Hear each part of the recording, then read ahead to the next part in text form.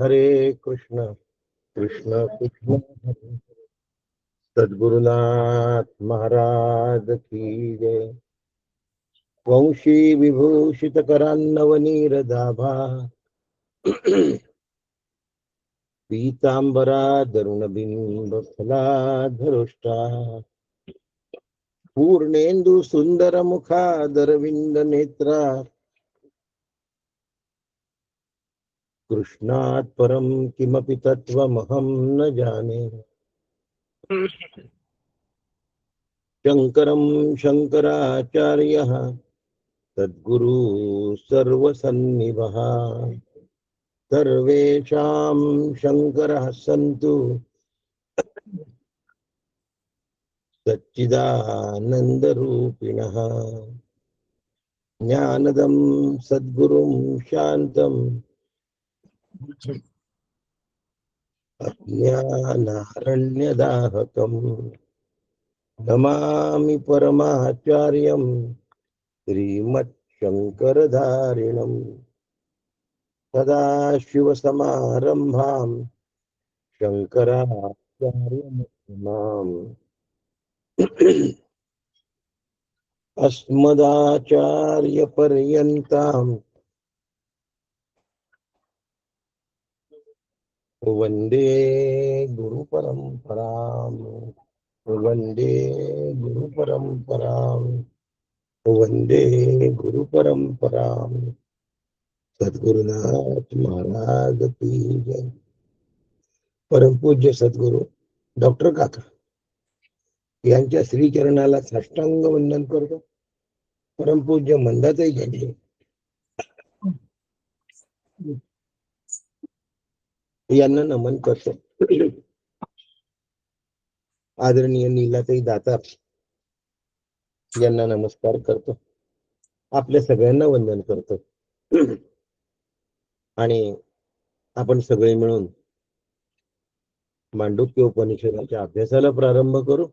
त्यासाठी दर्शनांचा अभ्यास करू. तत्पूर्वी आपण शांतीपाठ म्हणूया. कोण म्हणतं? मी म्हणते काका. म्हणा. कानी सद्वचन ऐकावे, यज्ञकर्मी समर्थ व्हावे, नेत्री शुभची पहावे आम्ही सदा. इंद्रिये आणि शरीर स्थिर करून स्तुतीपर, देवा लागे आयुष्य हितकर भोगो आम्ही. इंद्र महान कीर्तिवंत, उषा अति ज्ञानवंत, चक्ररूप गरुड बलवंत, अरिष्ट नाशो जो चतुराननाचा पुत्र, बृहस्पती ज्ञानवंत, आमुसे कल्याण अनंत करो सदा. सद्गुरुनाथ महाराज की जय. नमस्कार करते काका. रामकृष्ण हरी.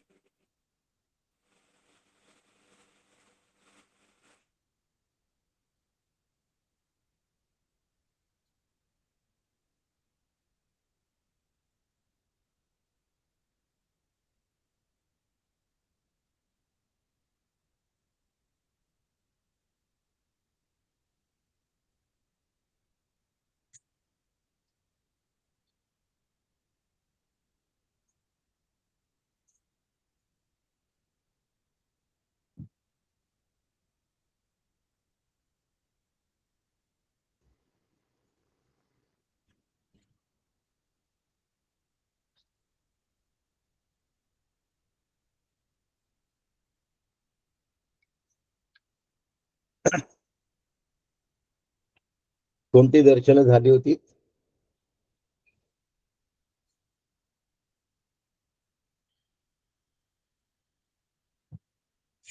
चारवाक झालं होतं का?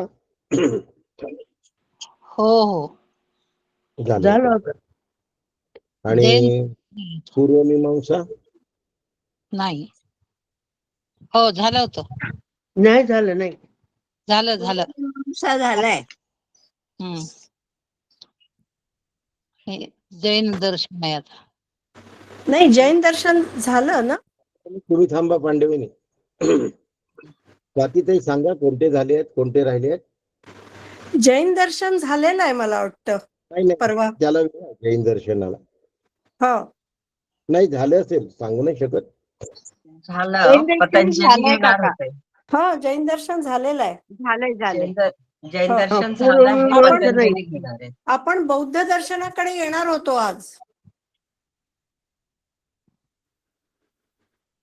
चारवाक झालाय का? हो, चारवाक झालंय. झालेला आहे. ठीक आहे. हो. आणि जैन पण झालाय. चारवाक नाही झालं, फक्त जैन झालं. नाही, नाही? चारवाक चारवाक झाला आम्ही नाही. ओळीनं सांगू का झालंय. काका? पहिल्यांदा न्याय दर्शन झालं, हो, दुसऱ्यांदा वैशेषिक दर्शन झालं, तिसऱ्यांदा झालं. सांख्य दर्शन झालं, चौथ्यांदा चारवाक दर्शन झालं, पाचव्यांदा पूर्वमीमांसा झालं आणि आणि 6व्यांदा जैन दर्शन होऊन आपण थांबलो. झालं. ठीक आहे. मग आता योग दर्शन घ्यायचंय आपल्याला. आणि चारवाक झालाय ना अनघताई? झालंय काका, झालंय. आज योग दर्शन बघूया.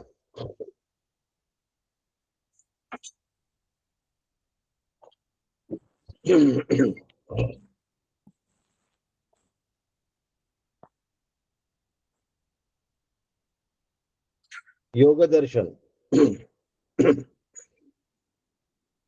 सगळ्यांना माहिती आहे, कारण हा योग शब्द व्यायाम या अर्थानेच प्रचलित आहे, परंतु दर्शनशास्त्रामध्ये तेवढा अभिप्रेत नाही, याच्या पुष्कळ पलीकडचं आहे. आणि म्हणून या संबंधी आज आपण डिटेल्स बघूया. योग दर्शनाचे प्रवर्तक भगवान पतंजली मुनी यांनी योग हे सूत्रबद्ध पद्धतीने लिहिलेलं आहे. पतंजली ऋषींचं योग दर्शन हे सूत्रबद्ध पद्धतीने लिहिलेलं आहे. भगवान जे पतंजली आहेत यांना शेषाचा अवतार मानलेला आहे, आणि शेषाचा अवतार आहे आणि व्याकरण शास्त्रावर पतंजलींचं कमांड आहे. म्हणून व्याकरण कोणाचं, तर पतंजलीच्या पद्धतीने व्याकरणावर चालावं लागतं. म्हणून व्याकरण हे पतंजलीचं बघितलं जातं. म्हणून पतंजली महान ऋषी होते, म्हणून त्यांना शेषाचे अवतार सुद्धा म्हणत असत. दीर्घकाल त्यांनी तप केलं आणि विलक्षण योग सामर्थ्य प्राप्त केलं, आणि त्यांनी 25 तत्व आहे असं सांगितले. किती सांगितले? 25 तत्व आहेत असं सांगितलं. हे ईश्वराला मानतात. म्हणून पुरुषोत्तमालाच ते ईश्वर म्हणतात, किंवा ईश्वराला ते पुरुषोत्तम शब्द वापरतात. ईश्वर सर्वज्ञ आहे, ईश्वर सर्वशक्तिमान आहे, ईश्वर अनादि आहे, आणि ईश्वर एक शब्द आहे क्लेश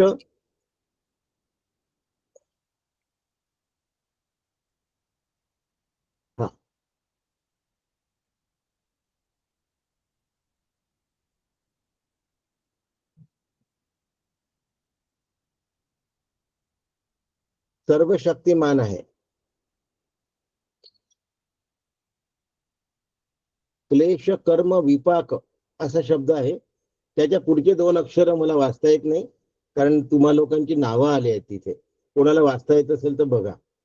परमात्माच्या कॉलम मध्ये दिलाय क्लेश कर्म विपाक, नंतरचा शब्द 2 मला दिसत नाही तिथे. विपाकशयी असं आहे, विपाकशयी. विपाकशयी आणि परान मुष्टहा परांगमुक्त असं काहीतरी. असा आहे तो. अशा पद्धतीने परमात्म्याचं त्यांनी वर्णन केलेलं आहे. आता पतंजली जीवात्मा अनेक मानतात आणि ते जीवात्म्याला पुरुष म्हणतात. परमात्मा म्हणजे ईश्वराला ते पुरुषोत्तम असं म्हणतात. प्रत्येक जीव हा स्वतंत्र पुरुष आहे. जीवात्म्याला पुरुष म्हणतात बरं का. आणि म्हणून शुद्ध चेतन स्वरूप जीवाचं आहे असं त्यांचं म्हणणं आहे.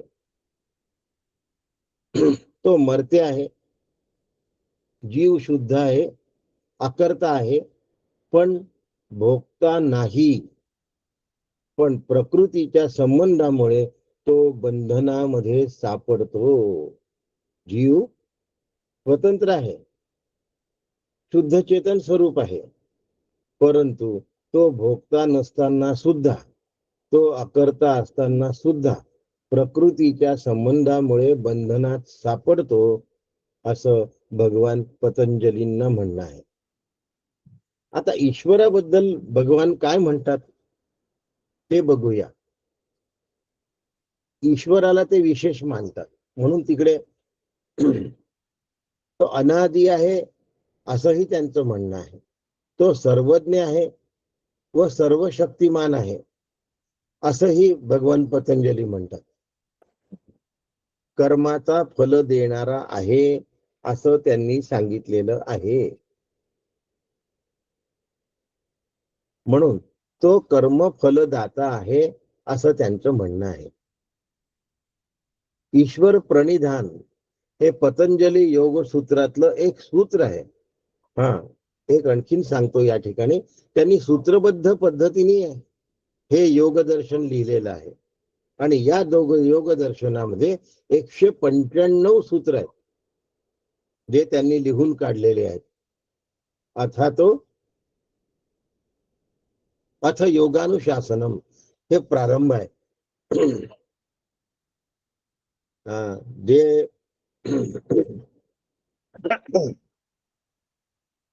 सध्या डिस्प्ले करतात आहे अकोल्याच्या डॉक्टर वसुधाताई देव.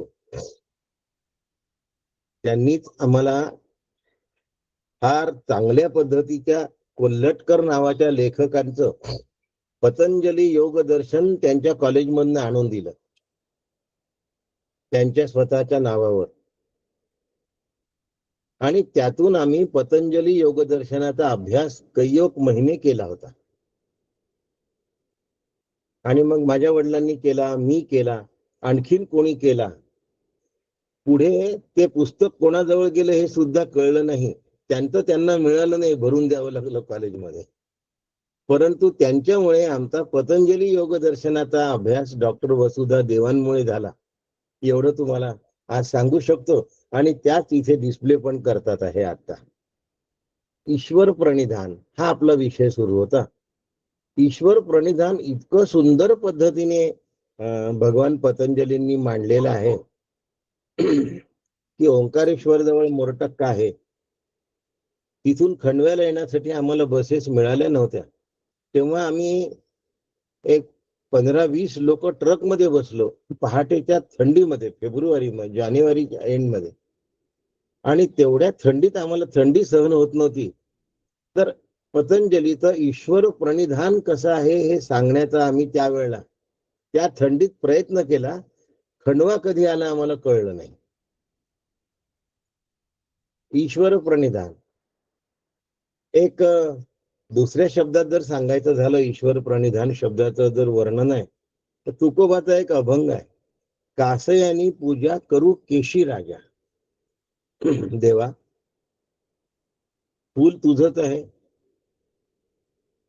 माझ्या हातामध्ये असलेली प्राणशक्ती पण तूच आहेस, फूल वाहण्याची तुला बुद्धी देणारा पण तूच आहेस. मग सगळीकडे जर तूच आहेस तर मी तुला काहीच देऊ शकत नाही. कासयानी पूजा करू केशी राजा, अशा पद्धतीचं ईश्वर प्रणिधान नावाचा जो भाग आहे हा भगवान पतंजलींनी मांडलेला आहे. खूप सुंदर आहे, अतिशय छान आहे. पण हे द्वैती दर्शन आहे, हे जास्त लक्षात ठेवायचं आहे. आता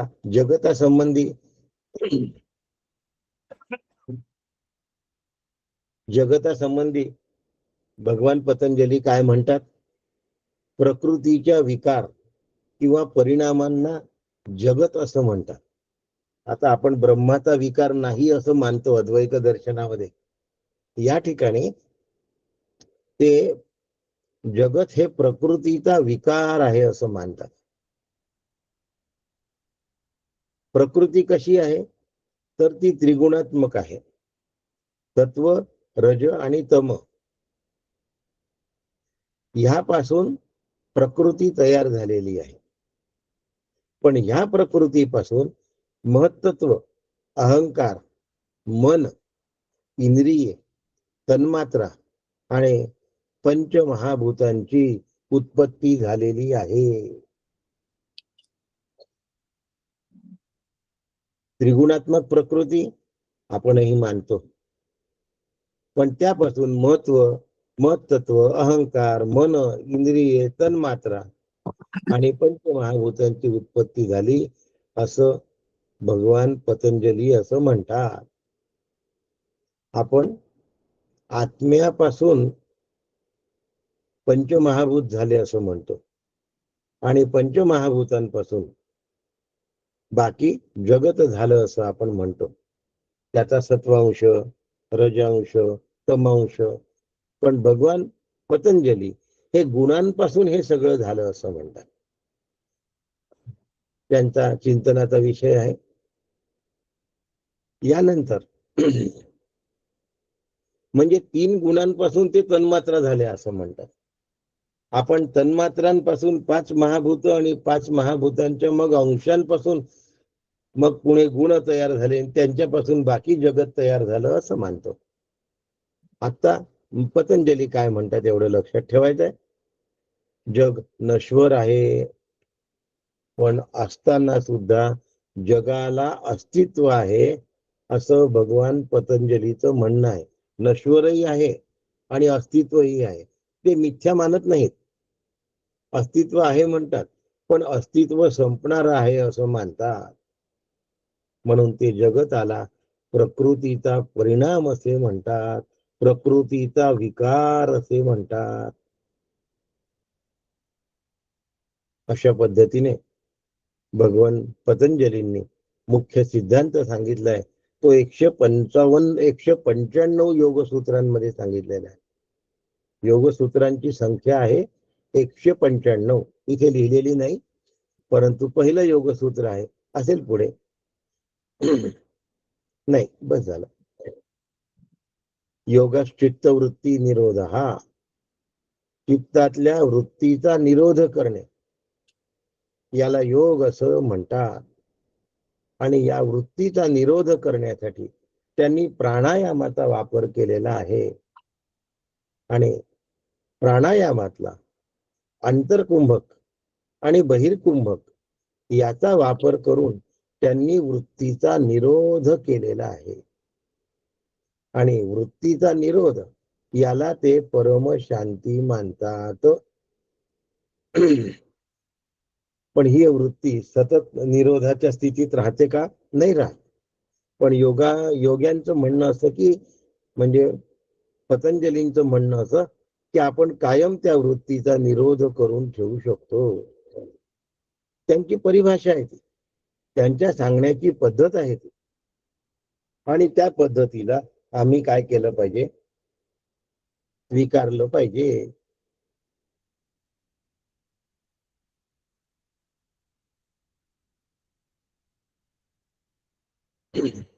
आठ योग त्यांनी सांगितले. यम,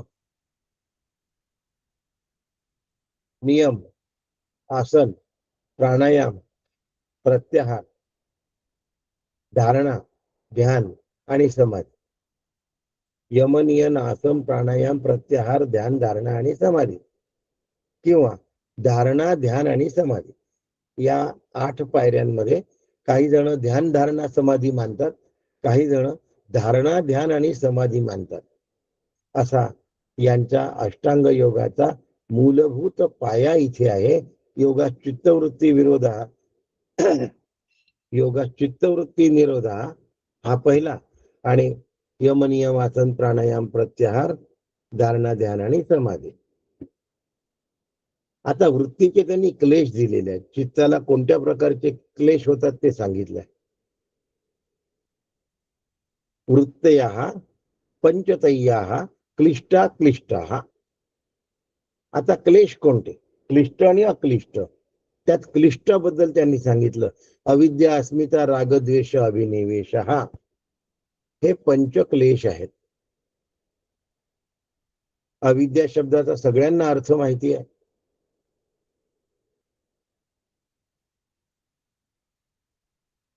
अविद्या शब्दाचा अर्थ मी देह आहे असं समजणे. अस्मिता शब्दाचा अर्थ मी विशेष कोणी आहे असं समजणे. अविद्या, अस्मिता. नंतर राग. राग शब्दाचा अर्थ आसक्ती असा होतो. द्वेष शब्दाचा एक समानार्थी शब्द तिरस्कार असा आहे. आणि अभिनिवेश शब्दाचा अर्थ स्वतः बद्दल मिरवणे. मी अमुक आहे, मी तमुक आहे, मी तमुक आहे. अशा पद्धतीने हे 5 क्लेश जीवाला त्रास देतात असं भगवान पतंजलींचं म्हणणं आहे. आणि कर्म आणि वासनांमुळे बंधन होतं. तो एक शब्द मला दिसत नाही, कर्म नंतरचा, कोणी वाचून द्या. संस्कार. संस्कार. कर्म, संस्कार आणि वासना यांच्यामुळे बंधन निर्माण होतं असं भगवान पतंजलींना म्हणायचं आहे. या पद्धतीने मग विवेकाच्या ख्यातीने, ख्याती म्हणजे मांडणीची पद्धत आणि त्या पद्धतीने पुढे चालायचं. सत्ख्याती आहेत, असत्ख्याती आहेत, अनेक प्रकारच्या ख्याती आहेत. विचारसागर मध्ये त्या येतात. कधी ख्यातींचा जर विचार सांगायची वेळ आली तर तोही आपण पुढे सांगू. पण मग तुमचं क्लिष्टता वाढेल असं तुम्हाला वाटेल आणि मग मुश्किल होऊन जाईल मला. नाही तर त्या सुद्धा आपल्याला सांगता येणार आहे. त्याची काही चिंता करायचं कारण नाही. विवेकाच्या ख्यातीने पुरुषाचा प्रकृतीपासून मोक्ष प्राप्त म्हणजे कैवल्य प्राप्ती होऊ शकते. म्हणून चित्तवृत्तीचा निरोध करून योग दर्शनाचे अंतिम ध्येय पुरुषाचे स्वरूप जाणणे म्हणजे कैवल्य मोक्ष प्राप्त करणे असं आहे. अशा पद्धतीने योग दर्शनाबद्दल आपण बघतो आहोत. यात आता आणखीन काही गोष्टी सांगतो. थोडस त्याचं वाचन झालेलं असल्यामुळे हा ग्रंथ सूत्र रूप आहे. नाही, सध्या पतंजली योग दर्शनच घेऊ आणि याच्यामध्ये 4 अध्याय आहेत. थोडी ऍडिशनल माहिती देतोय. या अध्यायांना पाद असं म्हणतात.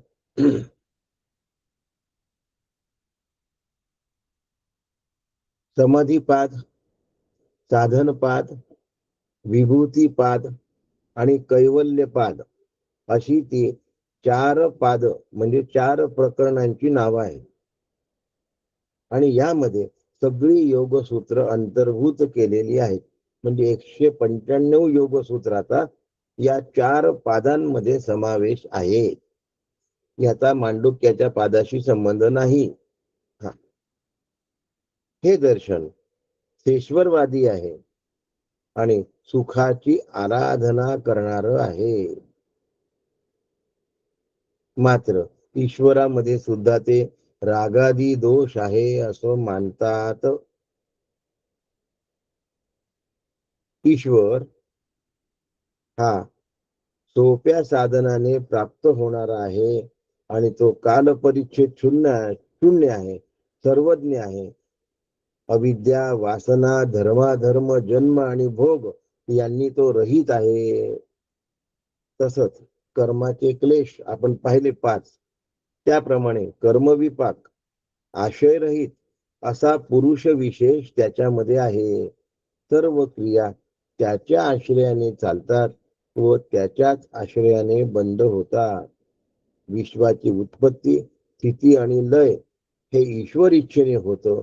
म्हणून तस्य वाचकः प्रणवः प्रणव हा त्याचा वाचक आहे, इथपर्यंत पतंजली मान्य करतात. पण लक्षात ठेवा की हे द्वैती दर्शन आहे. जीवामध्ये दोष आहे असं भगवान पतंजलींनी म्हणणं आहे. तरी तो जीव असंग आहे, तरी तो चेतन आहे, तरी तो विभू आहे, तरी तो नाना आहे आणि तो भोक्ता आहे. तत्वांबद्दल सांगून झालंय आपलं. कर्मानुसार प्रकृती आणि प्रकृतीनुसार कर्म यांचा नियंता सुद्धा ईश्वर आहे असं भगवान पतंजलीचं म्हणणं आहे. मात्र त्यांनी जरी अविद्या, अस्मिता, राग, द्वेष आणि अभिनिवेश हे 5 क्लेश मांडले असले तरी त्यांचं म्हणणं की हे सगळे जे क्लेश आहे हे भ्रमरूप आहेत, म्हणजे खरे नाही. हे क्लेश भासमान आहेत. हे क्लेश आम्हीच निर्माण केलेले आहेत, भगवंताने, ईश्वराने दिलेले नाही. म्हणून या क्लेशांना ते अनिर्वचनीय मानत नाही, वचनीय मानतात. म्हणजे त्याचं स्पष्टीकरण होऊ शकतं असं त्यांचं म्हणणं आहे. मोक्ष हा परमानंद स्वरूप आहे असंही भगवान पतंजली मानतात. पण ईश्वराच्या भक्तीनेच मोक्ष प्राप्त होतो. कृपेने मोक्षरूप साध्याची सिद्धी होते. परमानंद लाभ हे पतंजली योग शास्त्राचं वैशिष्ट्य आहे, फल आहे. त्यांचं म्हणणं असं की स्वैरतेमुळे आनंदात बिघाड होतो. हा बिघाड टाळण्यासाठी राजयोग व साधनाचे प्रतिपादन केलेले आहे. ते चित्ताला सत्वगुणी मानतात. पतंजली भगवान चित्ताला सत्वगुणी मानतात. त्यामुळे ते चित्त ते चंचल मानत नाहीत. चित्ताला ते चंचलता मानत नाहीत, परंतु रजजन्य प्राणावर कार्य करीत असल्यामुळे ते चंचल झालं असं त्यांचं म्हणणं आहे. चित्त मुळात चंचल नाही असं भगवान पतंजली म्हणतात. पण रजोगुण असलेल्या प्राणांवर ते कार्य करत असल्यामुळे त्याच्या चंचलत्वाचा भास होतो. म्हणून चित्त स्थिर होऊ शकतं, नक्की स्थिर होऊ शकतं असं भगवान पतंजलीचं म्हणणं आहे. पण त्यांच्या स्थैर्याचं प्रधान साधन प्राणायाम मानतात. असं जे चित्त स्थैर्य आहे, हे चित्त जर स्थिर करता आलं तर योगाचं सर्व सामर्थ्य प्राप्त होतं असं पतंजलींना म्हणणं आहे. त्याला ते राजयोग सुद्धा म्हणतात. आणि शेवटी निर्विकल्प समाधी हा त्यांचा शेवटचा टप्पा आहे. सविकल्प मग निर्विकल्प अशा पद्धतीने 8 अंगांनी युक्त निर्विकल्प समाधी पूर्वक विवेकाने मोक्ष मिळतो असं भगवान पतंजलीला सांगायचं आहे. अविवेकाने बंद होतो हे सगळे शास्त्र मानतात. पण विवेकाने निर्विकल्प समाधी पूर्वक मोक्ष आहे आणि मोक्ष हेच मुख्य प्रयोजन आहे असं भगवान पतंजलींचं सांगणं आहे. मुख्य जो सिद्धांत आहे तो निर्विकल्पापर्यंत म्हणजे समाधी, निर्विकल्प समाधी पर्यंत विवेकाने जर वाटचाल केली तर निर्विकल्प समाधी हाच मोक्ष आहे. ही निर्विकल्प समाधी हीच मोक्ष आहे. थोडं समाधी शब्दाला हा म्हणण्याची मला सवय लागली आहे, कारण बाध समाधीला हा समाधी असं म्हणतात. कारण विचार हा पुल्लिंगी शब्द आहे आणि तो विचार बाधित केला म्हणून हा समाधी हा वेदांत शास्त्राचा समाधी शब्द आणि वृत्तीला बाधित केलं म्हणून ही समाधी हा पतंजली योगशास्त्राचा शब्द. म्हणून समाधीला हा म्हणण्याचा मला सवय आहे म्हणून निघाला शब्द. या ठिकाणी वृत्तीची समाधी म्हणून ही समाधी असं म्हटलं जात. अशा पद्धतीने मोक्ष हे परम प्रयोजन आहे असं भगवान पतंजलींनी सांगितलं आहे. अशा पद्धतीने आज आपण पतंजलींचं योग दर्शन या ठिकाणी पाहिलेलं आहे. पतंजलीचा सगळ्यात जास्त भर जर असेल तर तो अष्टांग योगावर आणि ईश्वर प्रणिधानावर आहे. त्यासाठी चित्तवृत्ती हे त्यांचं हत्यार आहे. चित्तवृत्ती हे त्यांचं हत्यार आहे. म्हणून योग चित्तवृत्ती निरोधा इथून त्यांनी प्रारंभ केला आणि चित्तवृत्तीला कायमच निरोध करणे याला ते निर्विकल्प समाधी आणि म्हणतात. या कायमच्या निवृत्तीत जो विवेक वापरायचा आहे त्या विवेकाच्या माध्यमातून आपण निर्विकल्प समाधीपर्यंत पोहोचतो असं भगवान पतंजलींना म्हणायचं आहे. आणि त्यालाच ते मोक्ष मानतात. हे द्वैती दर्शन आहे. हे आपल्याला मानत नाहीत. एक शंका विचारू का? हो. ईश्वर प्रणिधान याचं जरा सांगाल का? काय आहे म्हणजे त्या शब्दाचा अर्थ काय आणि त्याच्यावरून ते काय सांगू इच्छितात? भगवंताचं म्हणणं असं आहे म्हणजे भगवान पतंजलींचं की मला जी बुद्धी दिली ही बुद्धी देणारा तूच आहेस. या बुद्धीने मी जे देहाकडून कार्य करून घेतो ते कार्य करून घेणारा तूच आहेस. जगताची निर्मिती करणारा तूच आहेस. जगतामध्ये निर्माण झालेल्या वस्तू सुद्धा तूच आहेस. आणि असा सर्वत्र तूच असल्यामुळे तुझ्याशिवाय दुसरं काहीही नाही. मग याला ते ईश्वर प्रणिधान असं मानतात. सगळीकडे भगवंत व्याप्त आहे ईश्वरावर अशी वृत्ती तयार कर. सगळा खेळ यांचा वृत्तीचा आहे बरं का, हे लक्षात ठेवा.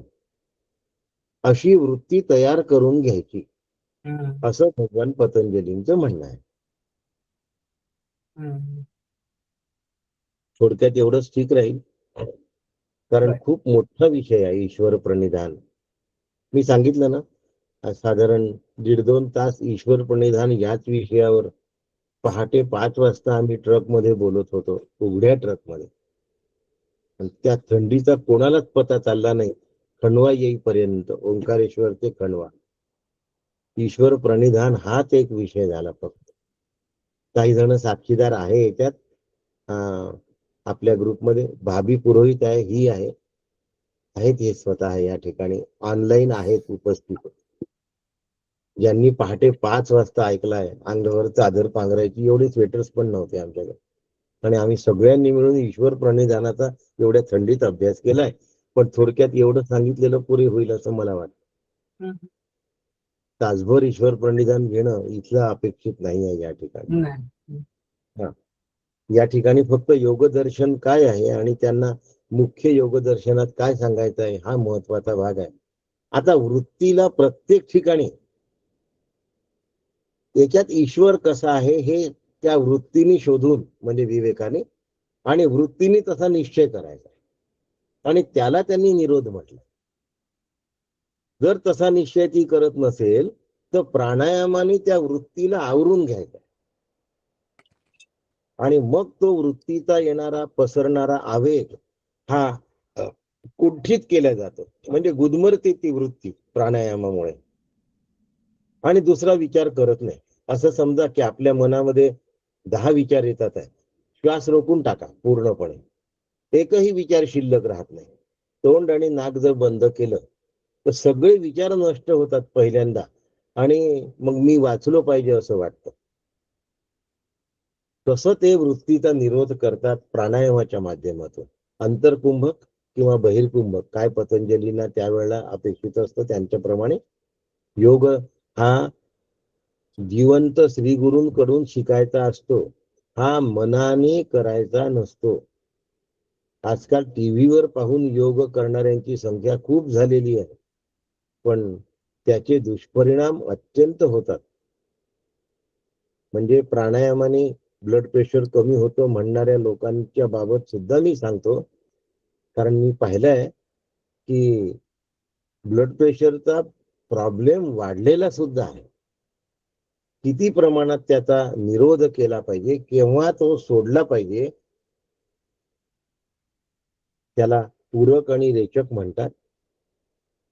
आणि पूरक आणि रेचक मध्ये अंतर्कुंभक आणि बहिर्कुंभक याचे प्रमाण आहे.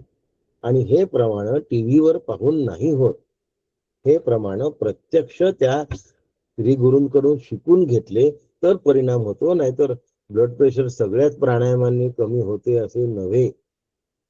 प्राणायामाचे सुद्धा बरेच प्रकार आहेत. असू द्या, आपला विषय चेतन गुरूंकडून शिकून घेतल्याशिवाय योग करू नये एवढंच मला म्हणायचं. योग म्हणजे आसन नव्हे. आसन हा त्यातला फक्त एक अंग आहे, अष्टांगामधलं एक अंग आहे. 7 अंग अजून बाकी आहेत अष्टांग योगातले, हे लक्षात ठेवा. यम नियम आणि नंतर आसन आहे, मग प्राणायाम, प्रत्याहार, ध्यान, धारणा आणि समाधी असे 8 अंग असताना एका प्राणायामानेच योग म्हणणं हे उचित होणार नाही, हे उचित ठरणार पण नाही.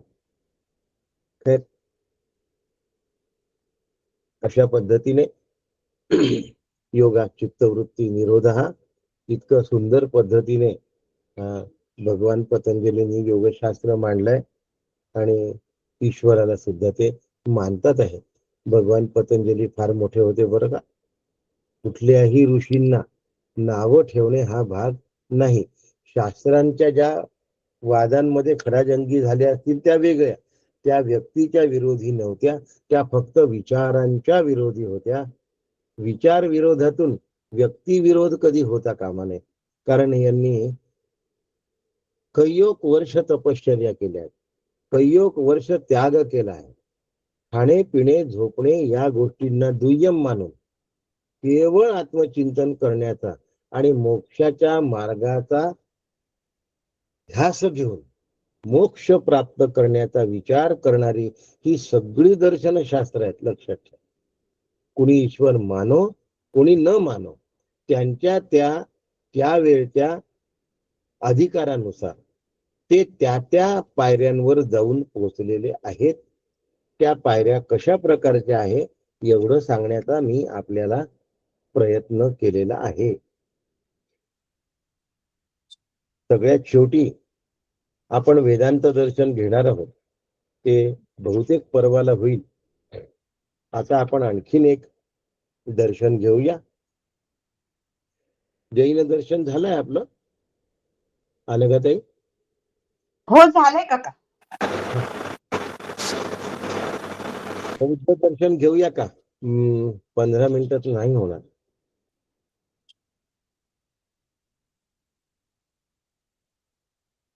मी फक्त 2 शब्द सांगून ठेवतो आणि मग बौद्ध दर्शन आपण उद्याला घेऊया.